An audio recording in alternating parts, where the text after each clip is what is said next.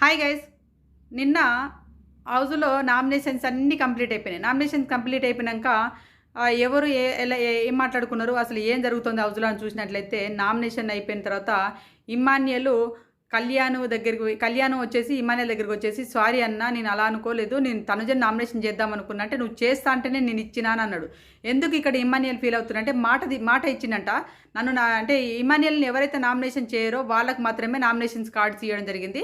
మరి ఇమ్మాన్యుయల్ సేఫ్ జోన్లో ఎందుకు ఉండాలనుకుంటాడో తెలియట్లేదు. ఇమ్మాన్యుయల్ ఇప్పటికే రాక 7 వారాలు అవుతుంది నామినేషన్లకు రాక. ఈ 7 వారాల నుంచి నామినేషన్లకు రాకపోతే ఇమ్మాన్యుయల్ ఓటింగ్ ఎలా పెరుగుతుంది అనుకుంటుండో, ఎలా టాప్ 1లో వస్తాడు అనుకుంటుండో అర్థం కావట్లేదు. ఇమ్మాన్యుయల్ బాగా సేఫ్ గేమ్ ఆడుతున్నాడు అనిపించింది నాకైతే.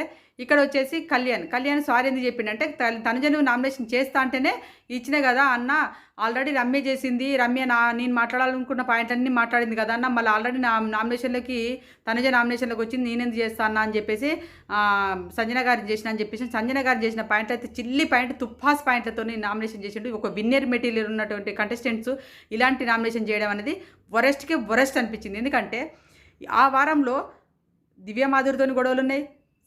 రమ్య పిక్కిల్ గారు, అంటే రమ్య మోక్ష గారు వచ్చేసి కన్ఫెషన్ రూమ్లో వీడియో చూపించారు కదా, అంత పెద్ద బ్లెండర్ మిస్టేక్. అది ఎంత బ్లేమింగ్, అది ఆ బ్లేమింగ్ పైన నామినేషన్ చేయకూడదా? ఎందుకు చేయలేదు? అలాంటి పాయింట్లు ఉన్నా కూడా చేయకుండా ఒక సంజన గారిని ఏదో ఒక పాయింట్ పట్టుకొని, తను ఏదో ఈ వారం మీ ఆట తగ్గింది, ఎక్కడ మీరు స్టాండ్ తీసుకోవట్లేదు, ఏందో ఈ తుపాసు పాయింట్లతో రీజన్లతో నామినేషన్ చేసినట్టు అనిపించింది. అదేవిధంగా తనుజని చేస్తా అనుకున్నది అయితే బ్లండర్ మిస్టేక్. ఒకవేళ ఈ వారం తనుజని ఖచ్చితంగా చేసి ఉంటే మాత్రము పప్పులో కాలేసినట్టే విన్నర్ మెటీరియల్స్ డౌన్లోకి ఇప్పటికే పడిపోయినట్టు అనిపించింది. తనుజని చేస్తా అన్నదానికి కూడా ఇంకా పడిపోతుంది. ఆడియన్స్ అందరూ ఇదేంది, తనుజ ఎక్కడ స్టాండ్ తీసుకోలేదు, కళ్యాణ్కి ప్రతి చోట స్టాండ్ తీసుకుంది. తనుజ పైన వచ్చినట్టు కళ్యాణ్ పైన వచ్చినటువంటి బ్లేమింగ్లో కూడా తనుజ అక్కడ సపోర్ట్ తీసుకొని, అదేవిధంగా తుడిమిండి అని చెప్పేసి అన్నప్పుడు కూడా ఆ అమ్మాయి స్టాండ్ తీసుకొని ఏం లేదు మా ఇద్దరి మధ్య అని చెప్పి స్టాండ్ తీసుకుంది. అదే ఉన్నదని చెప్పేసి అని అంటే నిజంగానే వాడు అలానే బిహేవ్ చేస్తున్నాడంటే ఎంత నెగిటివిటీ స్పేస్ చేసేవాడు కళ్యాణ్.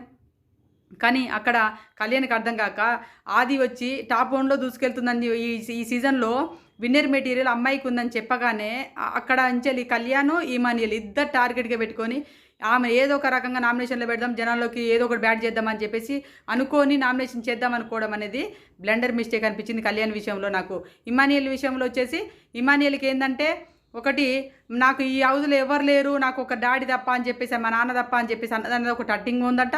తర్వాత ఇమాన్యుయల్ సీరియల్ బ్యాచ్ అనేది ఇప్పుడు ఈయన అంటే తప్పులేదు, కానీ ఇమాన్యుయల్ మరి జబర్దస్త్ కంటెంట్ చూపిస్తుండే. జబర్దస్త్లో అమ్మ నాన్నలు ఈ బ్యాండింగ్లు పెట్టుకొని ఏదో అప్పటి వరకు చేస్తారు కదా, మరి అది చేస్తున్నట్టు అనిపించట్లేదు ఇమాన్యుయల్ది.